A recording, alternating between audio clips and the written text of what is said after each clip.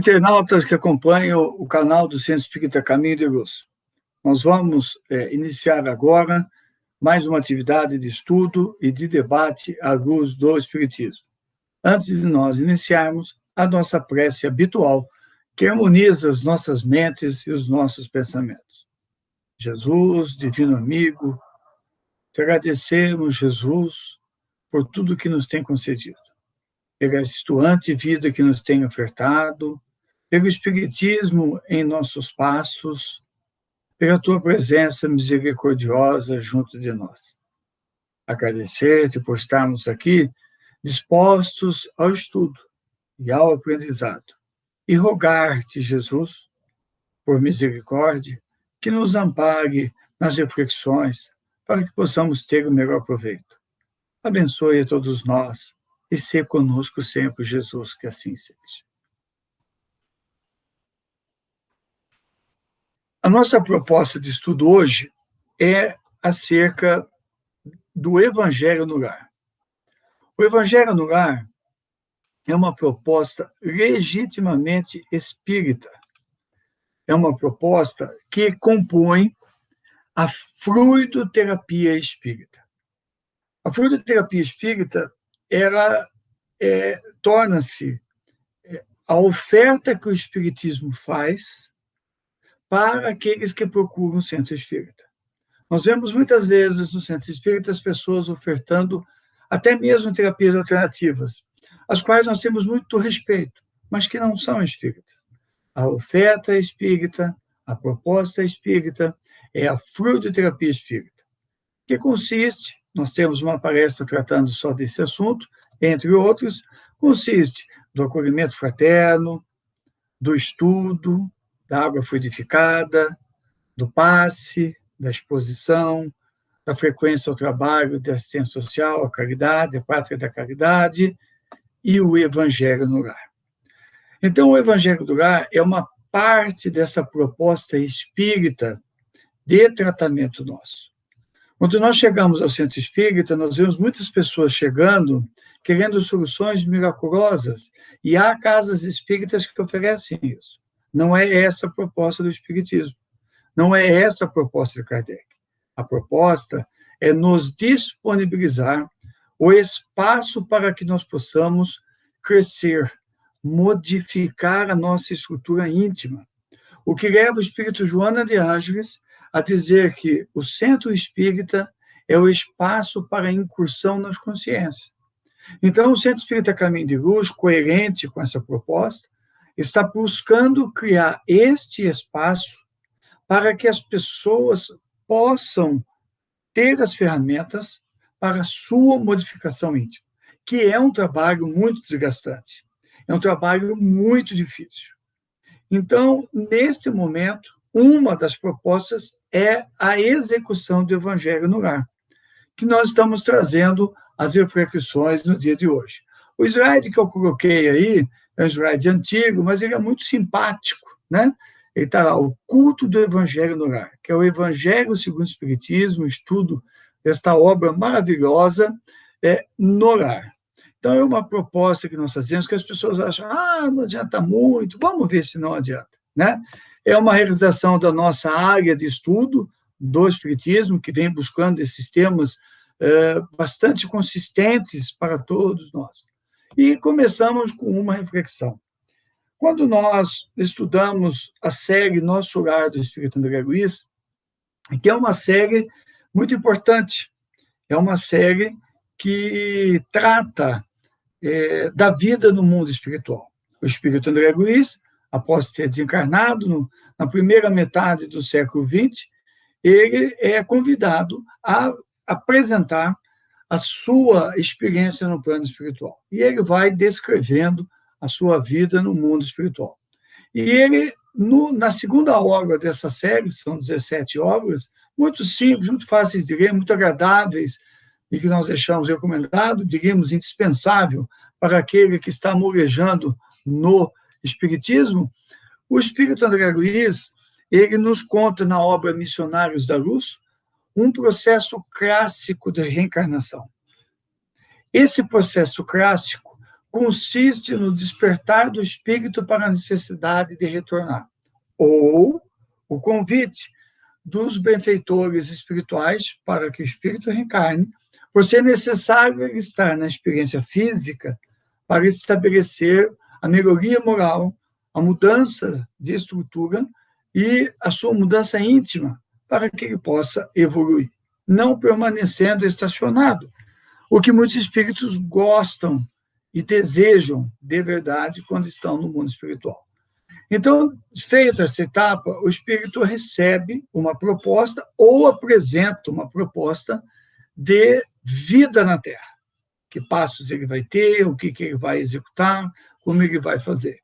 E aí ele apresenta essa proposta, os benfeitores, evidentemente, contrapõem e colocam, e dentro desse processo chega-se um resultado de uma proposta de vida, etapas que ele vai seguir enquanto estiver encarnado, para que ele cumpra com aquilo que está previsto, as tarefas previstas, resgate aquilo que está previsto, ele precisa de um veículo físico. Então, ele é levado a um laboratório onde estão expostos diversos corpos, feminino e masculino, que respondem pela proposta dele, onde vai ser verificado qual o melhor organismo, qual a estrutura física, a musculatura, se é um corpo feminino, um corpo masculino, né? Como é que deverá ser, e sempre casando com os pais, que eles serão pais. Então, nesse processo, já fica meio que definido a família que ele necessitará ter ou não na sua jornada espiritual. Considerando um caso clássico, vamos considerar que ele esteja reencarnando, que é o caso do livro Missionários da Luz, uma família. Então, foram identificados 2 espíritos com os quais ele tinha problemas que ele precisava resgatar. Precisava se ajustar com aqueles espíritos para seguir em frente. Então, feito todo o planejamento, os pais foram chamados, foram convidados, os espíritos fizeram promessas de se ajudar mutuamente, esquecer as antigas desavenças, discórdias. E então, os pais vêm primeiro para a reencarnação, naquele caso veio primeiro o pai, depois veio a que seria a mãe, né? Passa o tempo de namoro, consórcio, aí o espírito prepara-se para voltar. O que nós queremos tirar dessa história, que é longa, praticamente quase que o livro todo, o que nós queremos tirar? A importância da família. O entendimento de que o processo reencarnatório não é a iuris, não é ao acaso. É um processo que tem base, que tem um porquê. E nesse processo, nós vamos verificando a importância do lar, porque o espírito está reencarnando normalmente com espíritos que não lhe são afins, que têm discórdias. E o lar é o espaço onde isso vai ser trabalhado. E nós vamos buscar ainda Kardec em O Livro dos Espíritos, quando ele pergunta aos espíritos qual a missão mais importante do espírito na Terra. E os espíritos respondem: a paternidade, deixando claro o valor da paternidade em consequência do lar.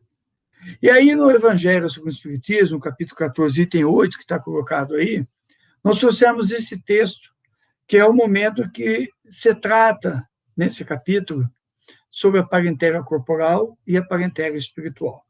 Então, nós vamos ver o que eles dizem. Os que encarnam numa família, sobretudo como parentes próximos, são, as mais das vezes, espíritos simpáticos, ligados por anteriores relações, que se expressam por uma afeição recíproca na vida terrena. Mas também pode acontecer que sejam completamente estranhos uns aos outros esses espíritos, afastados entre si. Olha só que importante, gente. Sejam completamente estranhos uns aos outros esses espíritos, afastados entre si por antipatias igualmente anteriores, que se traduzem na Terra por mútuo antagonismo, que aí lhes serve de provação. Olha como isso pode ser muito real nas nossas vidas em casa. Quantas vezes nós estamos em mútuo antagonismo, ou seja, temos espíritos que são estranhos a nós ou que tivemos discórdias no passado, o que gera no lar um ambiente de provação, onde brigas, dissensões irão surgir. E é necessário, neste quadro, que haja uma busca de espiritualidade para se contrapor a esse antagonismo. Vejam como é importante o lar na Terra. Muita gente não tem percebido isso. E vemos posturas hedonistas, materialistas, muito em voga hoje, dizendo que a família é um instituto falido. Ao contrário, a monogamia e a família, dizem os Espíritos no livro dos Espíritos, é um sinal de evolução espiritual. Estamos saindo do estado animal para o estado hominal, onde o homem ele tendo livre-arbítrio, ele tem as condições de estabelecer as bases de uma civilização organizada, né? E neste contexto, lá na obra 50 anos depois, o Espírito Emmanuel diz: se um homem é a partícula divina da coletividade, o lar é a célula sagrada de todo o edifício da civilização. Então, não pode ser falida essa instituição. Ela está passando por percalços diante do momento de transição, em que almas ainda vinculadas ao ódio estão se aproveitando para derrubar e contrapor-se a Jesus. Sendo lá a célula sagrada, ele precisa ser atacado, a família tem que ser atacada. Porque ela, sendo o edifício da civilização, ela evidentemente precisa ser atacada, destruída pelos antagonistas do Cristo. Por que é o edifício da civilização? Porque é no lar que o espírito dá os primeiros passos. É no lar que ele é formado. É no casal monogâmico, no casal unido, no casal que se vincula um ao outro pelos laços do amor, é que o espírito é encaminhado, que o espírito é levado ao seu caminhar, a ter contato com deveres, obrigações, ter contato com os princípios, com a moral, com a ética. Vejam como é bonita a imagem da mãe amamentando. Uma imagem fantástica, porque o espírito com o olharzinho, o bebê olhando para a mãe, pode estar vendo nela alguém que ele já desenvolveu o amor, porque ela está alimentando-a, está cuidando dele. Então, mas aquele olhar de amor traz atrás um olhar que talvez algum tempo atrás fosse de ódio, desconfiança, traição, mas que a bênção do esquecimento no corpo físico permite que naquele momento todo aquele passado fique guardado. E pela misericórdia divina, aquele espírito olhe para essa mulher e veja nela a sua mãe, alguém que cuida dele, alguém que demonstra amor, cuidado, carinho. E a mãe, quando olha essa criança, poderia estar vendo um desafeto do passado. Alguém que lhe traiu, alguém que lhe fez mal, alguém que a envergonhou, ou alguém que ela traiu e machucou. Mas a bênção do esquecimento fecha isso. E ela olha alguém que precisa de carinho, de cuidados, porque não tem condições de sobreviver sozinho. E ela proveu o alimento, proveu o carinho, proveu o cuidado, proveu o amor. Olha que maravilha. Então se estabelecem novos laços sobre aqueles laços de antanho, de antagonismo, de dissensão, de discórdia. E a partir desses laços, a mãe, o pai, tem condições de colocar nessa criança novos valores que eles já estão adquirindo, e mostrando aí um caminho novo em direção à construção de uma nova civilização. Então, esta nova civilização que as pessoas pregam por aí, essa nova terra que se prega por aí, cheia de paz, de amor, né, de tolerância, ela passa pelo lar, porque o Espiritismo mostra esses laços da reencarnação, mostra esses laços do passado, e mostra como que esses laços têm que ser transformados para que as pessoas encontrem a paz. Lá no folheto da FEB, a FEB tem muitos folhetos, pequenos opúsculos, tratando de diversos assuntos. Na fluidoterapia, que eu falei do começo, no passe, do Evangelho no Lar. O que nós estamos pondo aqui não tá longe daquilo. Inclusive, é tirado muita coisa dali. Porque não faz sentido a gente ficar inventando a roda, né, reinventando a roda, para fazer um trabalho. Nós buscamos aquele material que estão nas obras básicas e que estão no folheto da FEB para que nós possamos difundir. Então, eu estimulo as pessoas aí no site da FEB, baixa lá, é gratuito, o folheto sobre o Evangelho no Lar e vão encontrar essa frase que está colocada aí. Que ela diz, a importância do lar na educação moral. Porque a função educadora, regeneradora da família é extremamente delicada e importante. A família, o grupo familiar, tem uma função educadora e regeneradora para o espírito que está reencarnado. O papel dos pais, por isso que os espíritos dizem, a principal missão nossa na Terra é a paternidade. Porque quando se atribui à reencarnação a oportunidade de ascensão na escala evolutiva. Então, olha só, educadora e regeneradora da família é uma função extremamente delicada e importante quando se atribui à reencarnação a oportunidade de ascensão através de novas experiências no campo intelectual e moral. Então, se a reencarnação promove, abre a possibilidade de ascensão na escala evolutiva, as novas experiências que o espírito precisa ter para modificar a forma como ele enxerga as coisas são novas experiências no campo intelectual e moral. Ele reencarna o espírito trazendo, muitas vezes, longos períodos nas regiões inferiores do planeta, escuras, sombrias. Muitas vezes, o salto de uma reencarnação para outra é longo, ele demanda séculos, às vezes vindo da Idade Média, trazendo a configuração psíquica e intelectual daquela época. Então, quando ele reencarna, ele é um livro em branco, mas tem aquele passado. Há um trabalho de mudança de visão de vida que o espírito precisa fazer, mas ele precisa encontrar o campo para isso. Quem o pegue na sua mão e o encaminha para isso. Quem é? São os pais, que estão ligados a ele pelos laços do passado. Ajudaram-no na queda ou empurraram-no para a queda.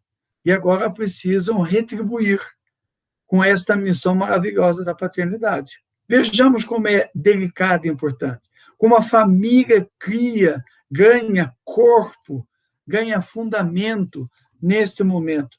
O lar e o papel dos pais nesse processo. Porque a criança só completa a sua reencarnação aos 7 anos de idade. Esse período até os 7 anos é um momento ímpar para o pai e a mãe colocarem novos conceitos na mente do jovenzinho que está chegando, ou da jovenzinha que está chegando. E dos 7 aos 14, ele ainda estabelece uma nova base, os pais conseguem interferir, trazendo novas experiências no campo intelectual e moral. E ainda com Emmanuel, psicografado por Chico Xavier, a excelente obra O Consolador, na questão 130, que traz, a melhor escola ainda é o lar, onde a criatura deve receber as bases do sentimento e do caráter. Ela vai tendo o seu caráter moldado pelos exemplos dos pais, pelas condutas, por ver neles o sacrifício, a abnegação, a renúncia. Não é fácil ser espírita e não é fácil ser pai nos dias de hoje.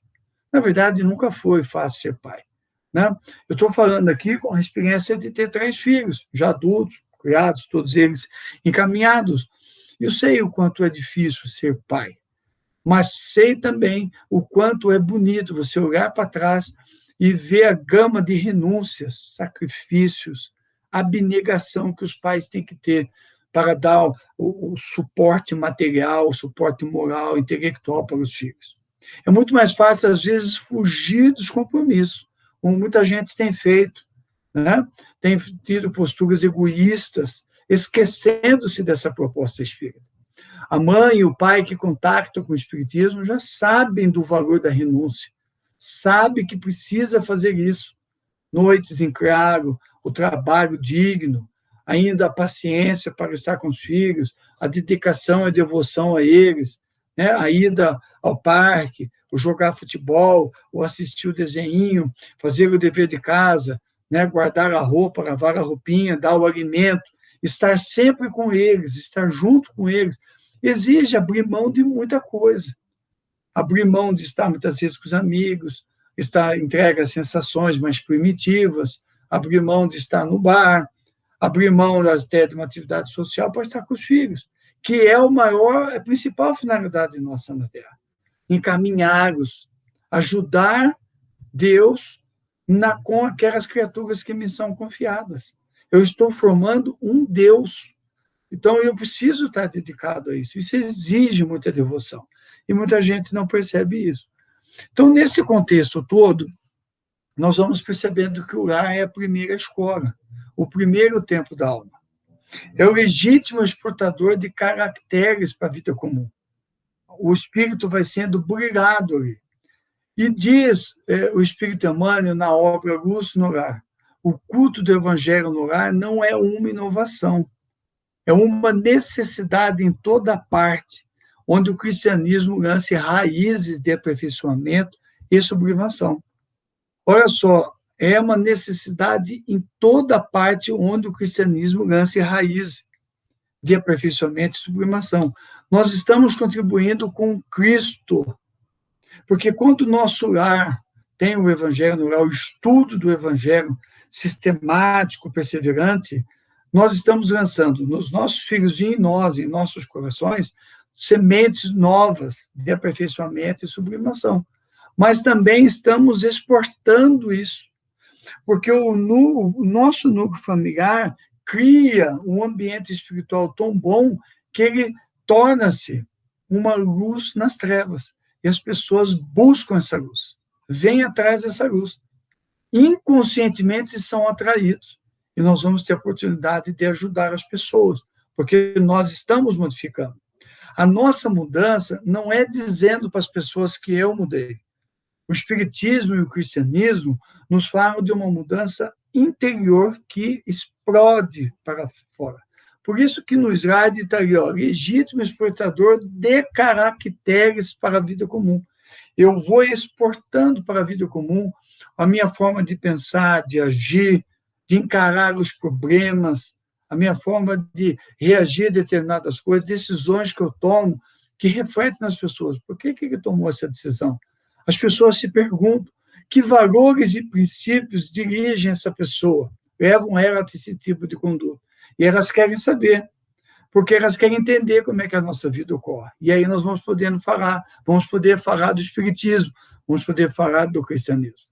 O Espírito Bezerra de Menezes, ainda subsidiando o nosso falar, ele diz lá na obra Temas da Vida, né?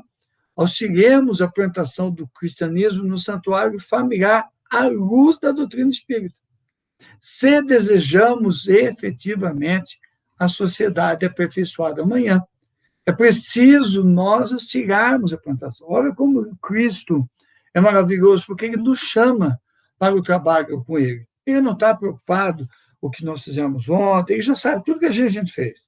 Não precisamos ficar com remorso, sentimento de culpa, porque isso não vai levar a lugar nenhum. Né? Eu com aqueles negócios, eu não tenho condições de fazer porque eu fiz isso de errado, fiz aquilo, tudo bem, ele já sabe o que a gente fez. Ele apenas nos convida ao trabalho. Lá no Evangelho de Jesus, quando ele diz assim, se queres me seguir, tome a sua cruz e não olhe para trás. Ele nos convida para o trabalho, ele nos chama para o trabalho. Então, eu vou auxiliá-lo na plantação do cristianismo, vou auxiliá-lo a aperfeiçoar a sociedade quando eu trago o estudo do Evangelho para dentro de casa. Quando eu vou transformando o meu lar num santuário do cristianismo. Pode ser que eu consiga nessa encarnação? Pode ser que sim. Pode ser que não? Pode ser que não. O mais importante é começar. Eu não sei o resultado. A semeadura é nossa. O trabalho de arar o solo é nosso. Mas a colheita é de Jesus. Me disse, certa feita, o eminente médium espírita carioca Raul Teixeira. A semeadura é nossa. Nós é que pegamos a enxada, cavamos o solo e jogamos as sementes do Espiritismo. Mas a colheita é de Jesus. Ele saberá o que colher. Nós vamos só fazendo o trabalho. Então, eu começo o trabalho e vou tentando fazer o que é possível. Aí sim, eu estarei contribuindo com a sociedade aperfeiçoada. Essa reflexão é muito importante, porque no dia de hoje nós temos uma polarização muito grande e vemos muitas pessoas, vamos ajudar a construir uma sociedade nova, vamos fazer uma sociedade tolerante, vamos fazer uma sociedade ambientalmente correta, onde o coletivo prepondere. Então, nós vemos muito dessas falas que, às vezes, eu questiono. Porque vejamos a questão do meio ambiente. As pessoas falam, não, você, olha aqui, vamos fazer isso, fazer aquilo. Eu normalmente pergunto para essas pessoas, ativistas, você recicla o lixo em casa? E a pessoa diz, não, ainda não, eu não consegui. Mas se você não recicla na sua casa, que autoridade moral você tem para apontar o dedo para os outros? Então, eu faço isso no meu campo, que é possível. Eu não vou mudar a sociedade, mas eu posso juntar um pequeno grupo, fazer uma campanha para plantar árvore, fazer reciclagem, dizer para as pessoas eu reciclo, cobrar, sim, das autoridades que tenha a coleta seletiva. Então, eu vou fazendo as coisas no meu ambiente. Eu vou pondo etanol no meu carro, eu já vou juntando dinheiro para comprar o carro elétrico. Não é? Então, eu vou fazendo aquelas ações efetivas.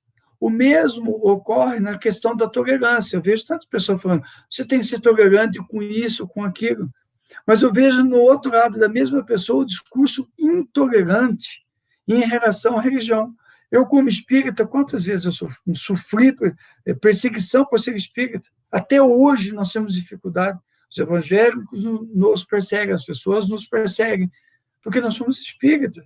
E a mesma pessoa que vira a cara para nós espíritas é aquela que cobra que você não seja racista, homofóbico. Mas eles são, porque a intolerância está na raiz da sociedade. Então, eu só vou criando efetivamente uma sociedade aperfeiçoada quando eu vou trazendo o Cristo para dentro do meu coração. Quando eu vou trazendo o bem. E aí eu passo a ter uma conduta efetivamente cristã, quando eu caminho para fora. Vai saindo de mim atitudes que são efetivas. Né? E desse conceito, o que na verdade é o culto do Evangelho do Lar? O que aquarela bonitinha, né? Ela diz bem do que o Evangelho do Lar. Eu gosto muito, é uma aquarela antiga, eu gosto muito dela, fala, o berço doméstico é a primeira escola, o primeiro tempo da alma. Fala de um lar feliz. Né? Recentemente eu vi uma frase de uma pessoa que dizia assim, há tanta gente infeliz nos castelos e nas residências luxuosas, quando há tanta gente feliz na casa humilde, de um bairro humilde, onde às vezes falta alguma coisa. Então, a felicidade, às vezes, vem dentro de um berço doméstico. Olha que coisa acolhedora. Fala de um lar humilde, simples, um lar onde as pessoas se respeitam, estão aprendendo a se amar. Não que se amam, estão aprendendo. Mas onde há muita luta, muito trabalho, mas há a figura de Jesus dentro de casa. Há muito tempo atrás, Chico Xavier teve um problema na casa espírita que ele havia fundado, em Uberaba, quando ele chegou. Quando ele chegou em Uberaba, ele fundou um centro espírita. E, durante muitos anos, aquela casa espírita foi referência para as pessoas que buscavam atendimento com Chico Xavier. Madrugadas, noites, enfim, as filhas se faziam para ter uma notícia do filho desencarnado ou coisa parecida. E chegou um momento que a casa cresceu muito, ficou muito grande, tinha uma diretoria que já cuidava da coisa. E o Chico era membro do Conselho Deliberativo da casa, conforme o estatuto. E o Chico teve uma determinada reunião com o Conselho, e o Chico, então, recomendou que havia sido feita uma doação financeira, e o Chico recomendou ao Conselho e à diretoria da casa que aquele recurso fosse utilizado de duas maneiras. Parte do recurso para se colocar ventilador no salão de palestra, que fazia muito calor e não tinha uma ventilação, e o restante do recurso fosse destinado à assistência social, para comprar alimento, remédio, né, material para o trabalho da assistência social. E ficou assim deliberado, que seria ventilador e não seria ar-condicionado, porque um grupo de pessoas queria que fosse um sistema moderno de ar-condicionado que consumiria todo o recurso. E o Chico achou desnecessário, até porque mesmo à noite as temperaturas são mais amenas e tal. Então, a proposta do Chico foi vencedora, ficou assim deliberado. Passado um tempo, quando foi um sábado à tarde, o Chico chegou para o trabalho, final da tarde, começo da noite, a fila de pessoas já era muito grande. E o Chico chegou, viu aquela fila, entrou e viu os buracos na parede. E ele foi se dirigindo ao local onde ele ia receber as pessoas e perguntou ao irmão dirigente da casa: o que são esses buracos na parede? Ah, Chico, esqueci de lhe dizer. Depois de nossa reunião, nós conversamos e resolvemos mudar aquela decisão. E vamos usar aquele recurso para colocar um ar-condicionado. Vai ficar fresquinho, agradável, você vai psicografar melhor, as pessoas vão se sentir bem. Nós achamos melhor. O Chico, então, percebeu que aquela não era mais a casa dele. Porque o recurso, primeiro, porque tinha sido decidido em reunião de diretoria. Para ser modificado, teria que ser convocado uma nova reunião e apresentado novos argumentos. Então, ele percebeu que ele já estava sendo tratado como alguém que talvez fosse um estorvo para a administração.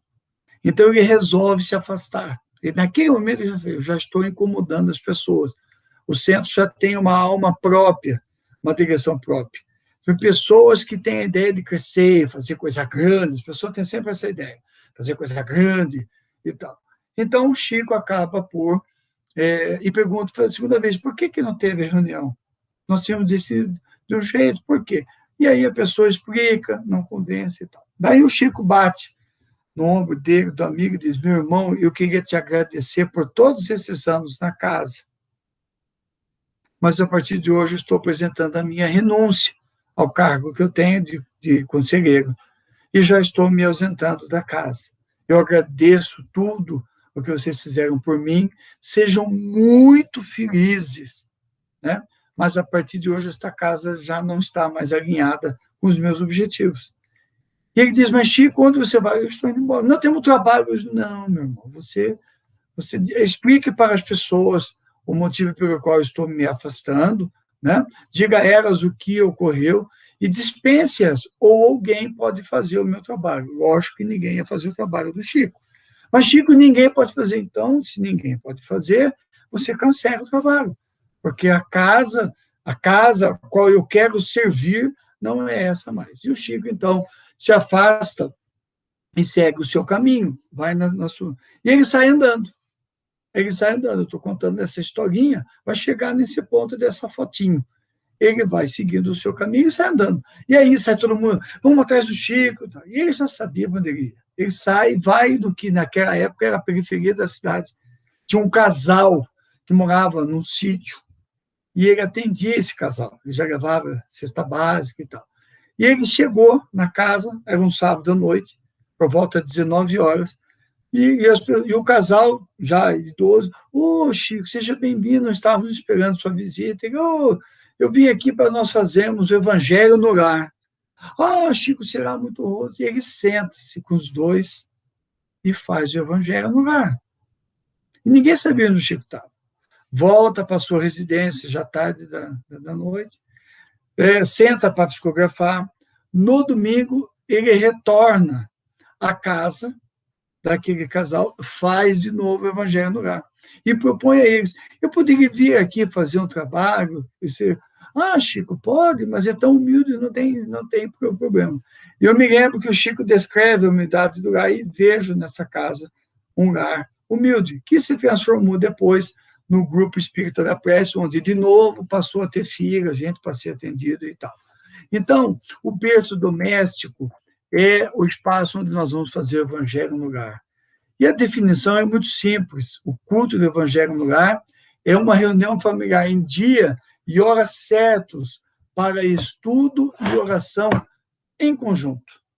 Olha que definição simples: uma reunião familiar em dia e horas certos para estudo e oração em conjunto.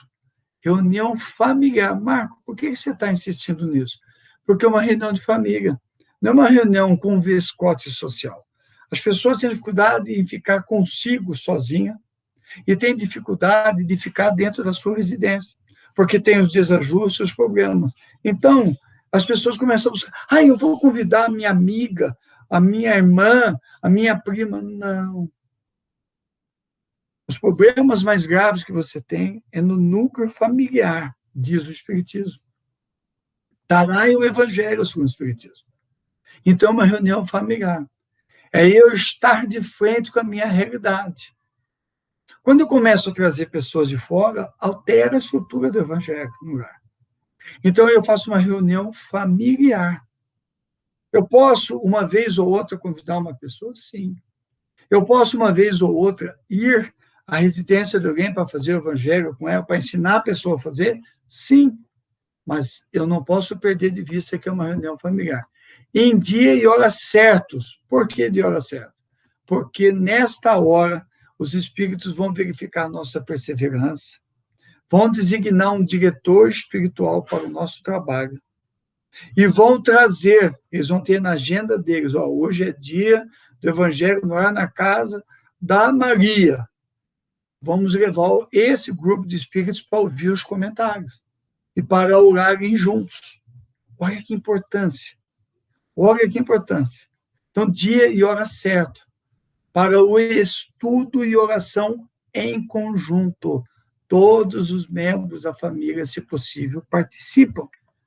Mas o meu filho, ele é pequeno, ele não quer, eu não quero impor para ele. Hipocrisia. Hipocrisia.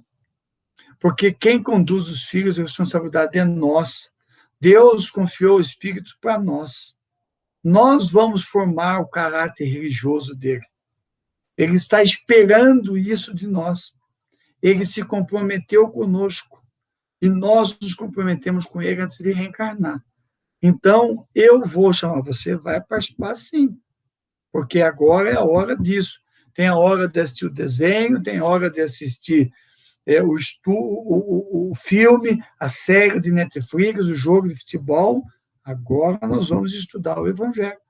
Porque muitas vezes, quando o filho não quer porque já tem alguém no ouvido dele buzinando para ele não ir e puxando ele para o outro lado. Essa dimensão espiritual do lar é que nós temos que enxergar. Então, é estudo e oração em conjunto, todos nós. E por que essa é uma reunião simples, mas ela não é inovadora? Porque já houve o primeiro Evangelho no lar com Jesus. Na excelente obra Jesus no lar, que está no cantinho aí, psicografada por Chico Xavier, pelo espírito Neio Lúcio, nós temos a descrição do Evangelho no lar. Durante muito tempo, no Evangelho no lar em casa, nós estudamos essa obra, que eu recomendo, porque ali o espírito Neio Lúcio descreve como eram as reuniões, particularmente nas casas de Simão Pedro, em Cafarnaum, e na casa de Lázaro, em Betânia, quando Jesus vinha dos afazeres diários, se assentava e comentava com eles temas do cotidiano e deixavam seus ensinamentos. Então, Jesus já fazia o Evangelho no lar, né? E quais as finalidades que Jesus fazia? E quais as finalidades que o Espiritismo nos traz? Estudar o Evangelho de Jesus à luz do Espiritismo para atingir o aprimoramento moral. Criar o hábito de reunir-se em família para estudar o Evangelho e desenvolver a fraternidade. A higienização espiritual do lar, quando nós oramos juntos e oramos, os bons espíritos se apresentam para sanear o nosso lar e elevar o padrão vibratório de todos nós. Todos nós somos abençoados com isso. E exemplificar o Evangelho, porque as pessoas vão vendo que o nosso núcleo familiar é um ponto de luz. Percebamos essa questão do ponto de luz. Né? De repente, no meio das trevas, no prédio onde eu moro, alguém começa a orar. E os bons espíritos se apresentam. Quanto benefício, porque essa oração, essa vibração, isso é fluido, é radiação. Olha como isso vai, né, física, isso vai se ampliando. E as pessoas que moram nos apartamentos do lado, nas casas do lado, vão se beneficiando. Os espíritos que estão do lado, atazanando a vida alheia, vão vendo, olha, o que tem ali? Eu vou ver lá o que tem. E vem, e começa a ouvir. E verifica, poxa, não tinha pensado nisso. E nós vamos contribuindo com Deus, com Jesus, a despeito das nossas dificuldades. Mas a perseverança em fazer vai transformando aquela luz em alguma coisa. Então, qual a necessidade do Evangelho, né? Para atender a tudo isso. Lógico que nós temos problemas familiares. Qual de nós que não tem problemas familiares? Qual de nós que não está a braços com os problemas familiares? Né? São os antagonismos do passado, ou questões financeiras, ou questões de saúde, ou outras questões, como a desarmonia conjugal.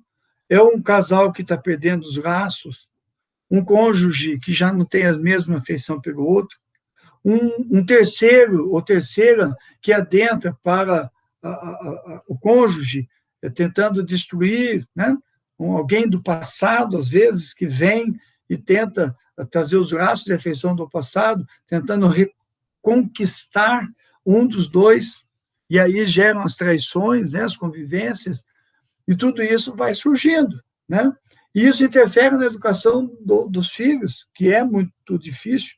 Os desajustes que ocorrem são os antagonismos do passado que surgem, ou a estrutura de caráter, de moral do espírito que é meu filho, que precisa de correções e geram as discussões para que se faça a correção, e preciso que se faça as correções. Os pais se desgastam, eu vejo muitas vezes pais que, deixa para lá. Não, deixa não.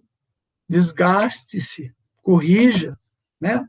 Corrija, eduque. É difícil corrigir o filho, é difícil o embate com os filhos, é difícil para o pai, para a mãe, seja em qualquer idade dos filhos, a correção, mas é preciso que haja. Então surgem os desajustes, o clima fica pesado, o ambiente fica ruim, né?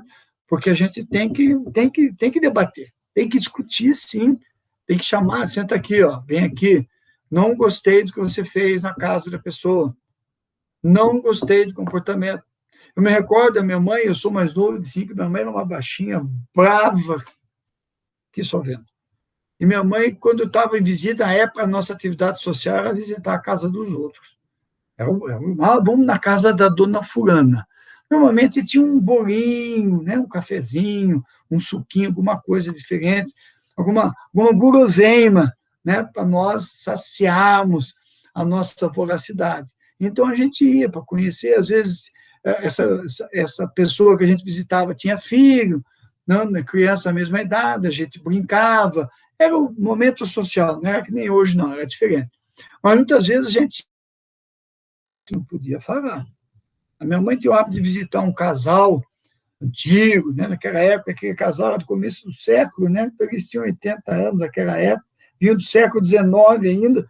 Imagina a gente visitando, ela chamava Dona Albertina, ia visitar a Dona Albertina, não podia mexer no sofá, porque para a Dona Albertina, criança educada, a criança ficava quieta. E eu imagino, eu irrequieto, querendo falar pelos cotovelos, parado ali, e minha mãe só olhando. E eu me lembro que uma vez eu fui mexendo no negócio, botei o dedo, minha mãe olhou, eu voltei. Quando chegou em casa, já levei um croque, puxão de orelha, que era assim naquela época, e minha mãe disse, eu já falei que não é para mexer, para ficar quieto. Então, ela foi e corrigiu do jeito dela. Eu não estou entrando no mérito da questão, que a Vera, a Dona Bertina era isso, aquilo, não é isso. Eu estou dizendo que a minha mãe e as mães atuavam e atuam, as boas mães, para corrigir. Minha mãe teve desgaste em fazer aquilo. Várias vezes eu vi minha mãe sofrendo, né, por corrigir, por atuar, cansada, desgastada, né? Mas é isso aí. Vi a minha esposa com desgaste para corrigir os filhos muitas vezes. Então, isso faz parte, esse ambiente vai ficando pesado. Depois tem os vícios do cônjuge, o álcool, que as pessoas insistem em consumir álcool, né?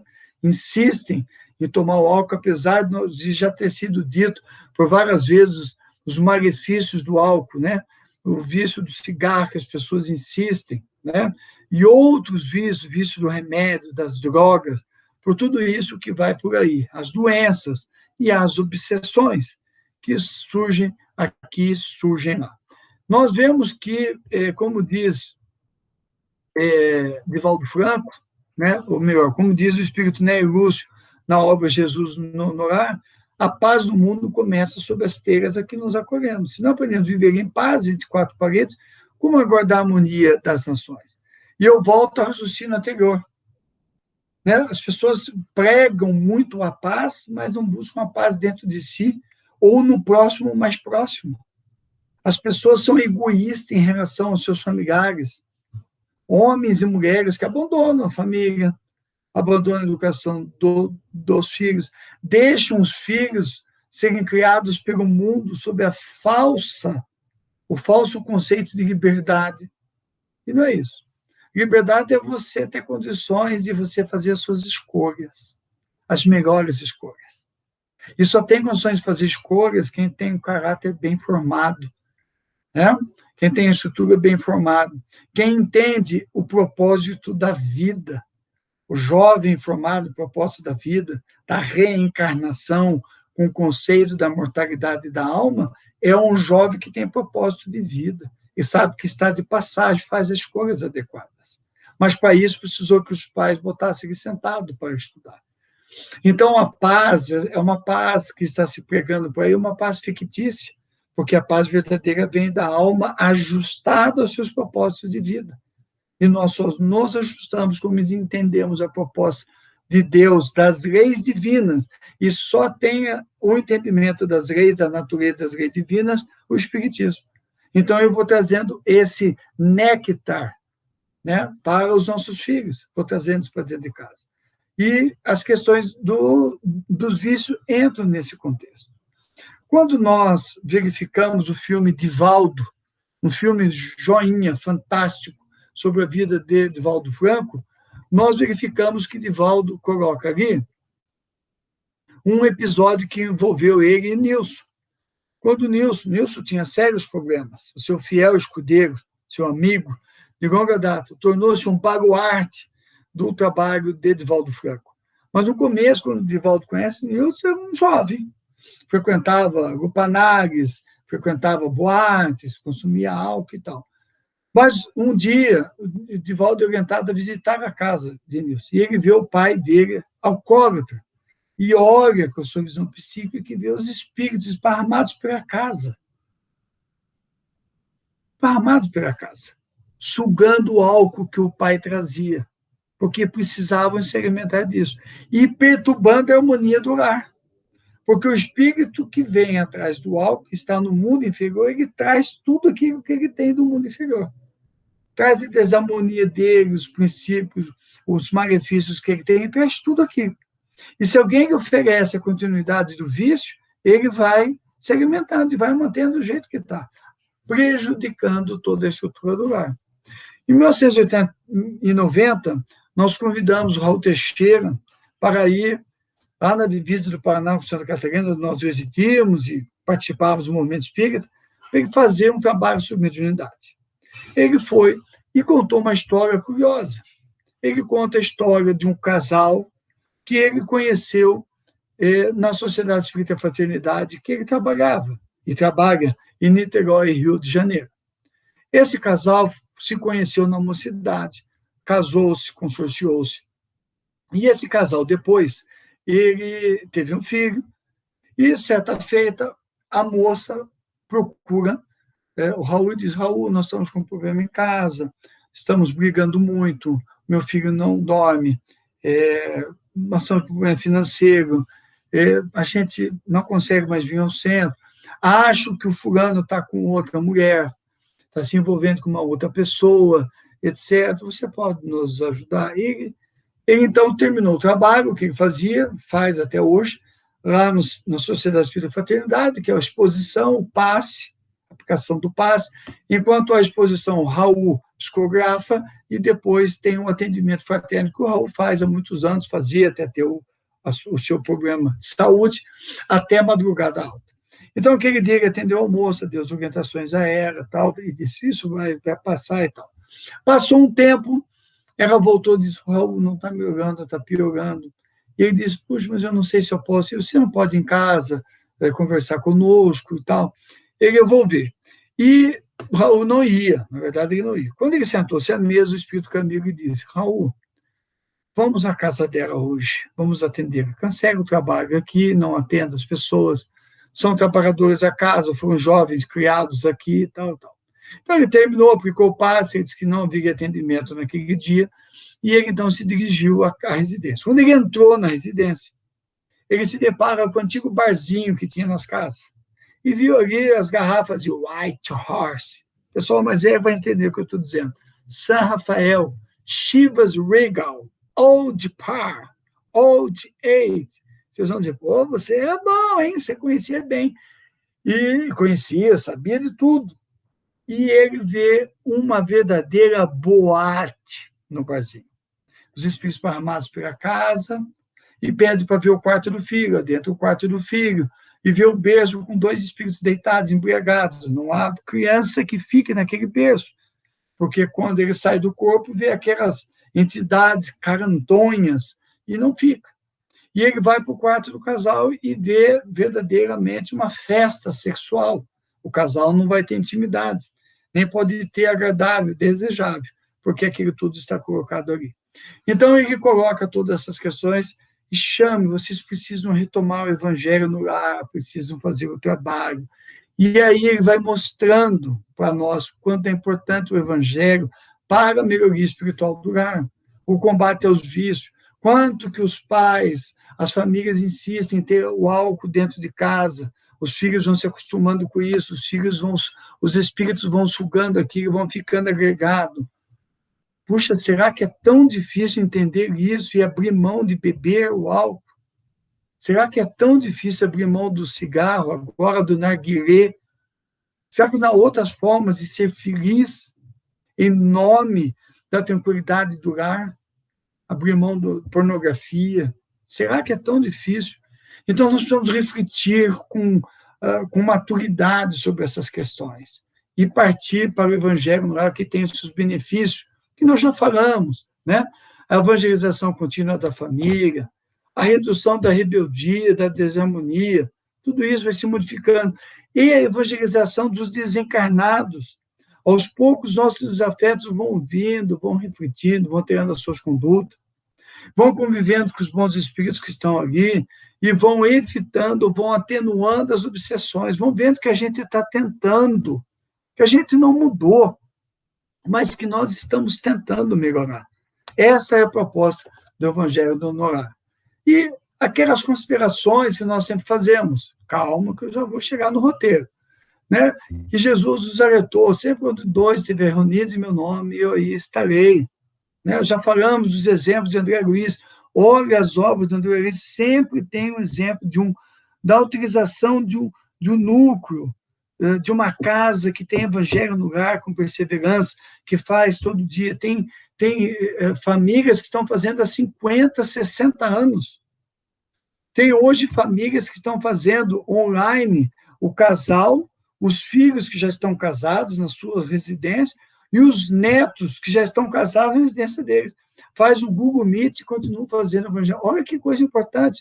Veja como nós vamos construindo por camadas a cristianização da sociedade, a construção de um mundo de paz, de pessoas melhores, com essa atividade de meia hora por dia. E os espíritos vão trazendo, né? Vão trazendo quantidade de espíritos inferiores, nós estamos contribuindo. Soma todos os lares que estão fazendo espíritas e o quanto nós já estamos a caminho com Jesus, né? Então, isso traz proteção espiritual ao lar, saneamento físico, espiritual, gera harmonia, né? Aquela questão da parentela espiritual e corporal que nós colocamos lá do capítulo 14, tudo isso que nós trouxemos, né? Tudo isso que nós apresentamos, e fica muito importante para nós. Quem dirige? O pai ou a mãe, o que tiver melhores condições naquele momento, um dos dois vai atender e vai coordenar o trabalho, né? Quando tiver alguém, um filho que já é adulto, que tem maior conhecimento, não tem problema. O desejável é que tenha algum conhecimento para coordenar o trabalho. Ainda algumas considerações, disciplina, eu já falei, hora de lugar para fixar são fundamentais, pelo que nós já explanamos, né? E a seleção das obras espíritas, eu vou colocar mais à frente, a serem utilizadas. Não é obra não espírita. Fora do Evangelho, existem ótimas obras de autoajuda, de conteúdo filosófico, etc. Mas ali é leitura espírita, porque as obras espíritas são fundamentadas nos princípios espíritas. As pessoas têm a mania de trazer, eu achei ótimo aquilo. Não, leia a obra espírita, à luz de Kardec e de Jesus. As pessoas precisam ser disciplinadas nisso. Por que a pessoa fica buscando outra obra? Porque a obra espírita toca na questão do espírito. E isso mexe com o inconsciente da pessoa. Ela está diante do muro psicológico dela e ela começa a querer fugir. Aí eu vi isso aqui que é ótimo, mas não é o que ela precisa ouvir, que está na lição. Porque se é feita a leitura na ordem sequencial, os espíritos vão pegar antes o que vai ser lido, estudado, e vão trabalhar aquilo. Eles vão trabalhar aquela questão para que a pessoa possa ter algum benefício. Vão aproveitar o debate para aprofundar a reflexão. Então, é obra espírita, não é outra obra. Com a duração de 30 minutos, sem transe mediúnico. E atendendo aos imprevistos. Como que eu atendo? Sempre que alguém falar, temos tal atividade, domingo à noite, por exemplo, que é o Evangelho meu em casa, há 300 anos. Por que domingo à noite, Marco? Porque acabou o final de semana e vai começar a próxima semana. Então, domingo à noite acabou a Fórmula 1, acabou o futebol, The Voice, acabou o Faustão, acabou o piquenique, acabou a piscina, já fez tudo que tinha que fazer, já viu série. Bom, agora vamos desligar tudo, 10 horas da noite, e vamos fazer o Evangelho. Daqui todo mundo para a cama. Que é a proposta. Para que aqueles conteúdos continuem a serem debatidos com a saída do corpo físico. Então, eu desligo tudo. Mas é uma guerra em casa quando tem NFL. Aqui em casa também. Tem NFL, tem não sei o quê. A gente vai lidando devagarinho, abrindo uma sessão aqui e ali.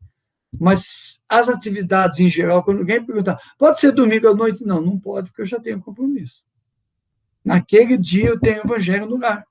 Hoje eu tenho filho morando fora, em outro estado, e faz, às vezes, o Evangelho do lar conosco, pelo Google Meet. Olha que coisa maravilhosa. Porque já sabe que aquele dia nós temos. Então, os meus filhos que moram fora, vira e mexe, participam conosco. Pai, posso participar hoje do Evangelho? Pode. E entram no nosso Evangelho e participam conosco. Então, se eu tenho marcado, os espíritos vão trazendo. Eu já tenho informação que traz os espíritos para ouvir o nosso Evangelho no lar. Alguns médios já descreveram que vem a arquibancada, no espaço da minha casa, a arquibancada abre-se à noite como se fosse um teatro, e os espíritos estão assistindo. Então, é um compromisso com a espiritualidade, é diferente. Então, eu já não marco com compromisso. Se tiver gente em casa, sempre que possível, convide para participar. Nós temos uma atividade agora, ou se não, divide. Um vai fazer atividade e o outro faz sala para a visita. Normalmente, a visita, mas ele está fazendo uma atividade que para nós é muito importante. E fala da atividade. Que a pessoa vai ficar curiosa e talvez queira até mesmo participar. Né? Então, quando o ensinamento do mestre vibra entre as quatro paredes de um templo, diz no livro Luz no Lar, que Chico Xavier psicografou, os pequeninos sacrifícios vão tecendo a felicidade comum. Né? Então, quando a gente treina tudo isso, dizer não a uma atividade social, dizer não ao imprevisto, trabalhar com isso, vão tecendo a felicidade comum. E lembrando que não tem transe mediúnico, não tem livro de autoajuda, não tem nada, porque não é DR. Eu sei que vocês estão rindo quando vocês estão vendo isso aí. Não é DR. Não é a hora do marido dizer, viu, falei para você, ou mulher, isso serve para você, alfinetando, não é hora para isso. Cada um vai absorver o conteúdo e vai fazer a sua melhoria íntima, sem apontar o dedinho para o outro. Cada um vai enfiar a carapuça que lhe compete, sem ficar mostrando o dedinho para o outro, criando um ambiente desnecessário. Tá? Não é DR, não é bom isso. Faça comentários na periferia, com muito cuidado, né? Com muita tranquilidade, faz aqueles comentários e parte para a oração, como nós vamos ver. Já dissemos isso, estamos insistindo, de horário adequado, certo? A todos os familiares, procura fechar o domingo à noite, normalmente ninguém tem nada, é um dia que não tem nada, né? Eu tentei outros dias e tal, não dá certo, né? Eu vi que não dá. O domingo, eu acho que já faz 30 anos que em casa é domingo à noite, às 10 horas. Foi o melhor dia, todo mundo, ninguém tem nada, ninguém tem desculpa, né? Então, outro dia tem que estudar, tem que trabalhar, tem não sei o que, nós colocamos ali. E o roteiro? Muito simples. Prece inicial simples e espontânea. Simples. Pelo amor de Deus, gente, não é prece de 200 horas. É simples. Lá no Evangelho segundo o Espiritismo, tem capítulos só sobre prece espírita que ele fala sobre isso. No Livro dos Espíritos, Kardec pergunta aos espíritos e eles dizem louvar, agradecer e pedir. LAP. Anota aí, ó. LAP. Nunca mais você vai esquecer. Louvar, louva a Deus, a Jesus, agradeço por tudo que eu tenho e peço. Simples e espontâneo. Não é aquela coisa de 2 horas. Leitura, e coloca os filhos, à medida que vão ficando maiorzinhos, para fazer a prece, para aprender a fazer. Para eles aprenderem a fazer a precezinha deles. Pequenininho, humildezinha, simples, mas de muito conteúdo emotivo. Coisa linda ver os filhos com as mãozinhas ali, eles sentam, fecham os olhinhos e fazem oração. Coisa linda, coisa maravilhosa. E leitura de outro livro, doutrinários. Nós vamos ler quais livros? Da série Fonte Viva do Espírito Emmanuel, que nós tecemos comentários sobre ela lá em Dicas de Leitura Espírita, está no nosso canal. Vai lá e dá uma olhadinha o que nós falamos sobre isso, que é Caminho, Verdade e Vida, Pão Nosso, Fonte Viva, Vinha de Luz, Ceifa de Luz. Mais o livro Agenda Cristã, do Espírito André Luiz, Conduta Espírita, do Espírito André Luiz, e Jesus no Lar, do Espírito Ney Lúcio, que são livros excelentes para a abertura do Evangelho. Então, lê-se aquilo ali, traz orientações para o dia. Todos esses livros trazem muito conteúdo para o nosso dia a dia, para a nossa conduta no trabalho, na sociedade, no lar. Reflexões que ficam na nossa mente. Então, a gente lê esse texto e comenta. Começa lá lendo, pode começar a Agenda Cristã, depois Conduta Espírita, depois Jesus no Lar e depois a série Fonte Viva na ordem. Quando terminou o último da série Fonte Viva, volta para a Agenda Cristã de novo. Aqui em casa, acho que está na 4ª passagem disso tudo. E aí a gente vai até o fim e volta para o começo. Entendeu? E vamos lendo, vamos ver. Mas lê tudo de novo. Não é tudo de novo, não. E quando você lê de novo, você vai ver que você não tem entendido antes. Tá? Eu acho que tem livro aqui em casa que está na 4ª vez e eu me surpreendo. Caramba, eu não tinha entendido isso. Eu estou mais velho, eu estou mais maduro, estou numa outra fase da minha vida. Caraca, eu não tenho entendido. Então, terminou de ler isso, parte para os comentários. Tá ok? Vai fazer os comentários breves. E aí, sim, a leitura do Evangelho segundo o Espiritismo. Sequencial. Marco, disseram para mim que abriu ao caso. Não, o Evangelho no Lar é sequencial. Por quê? Porque o Evangelho segundo o Espiritismo tem uma estrutura pedagógica que Kardec estruturou. Tem um porquê dos capítulos estarem naquela sequência. Lá, num vídeo que nós gravamos sobre o Evangelho segundo o Espiritismo, nós colocamos isso aí. Tem toda uma sequência que eu não vou roubar tempo aqui.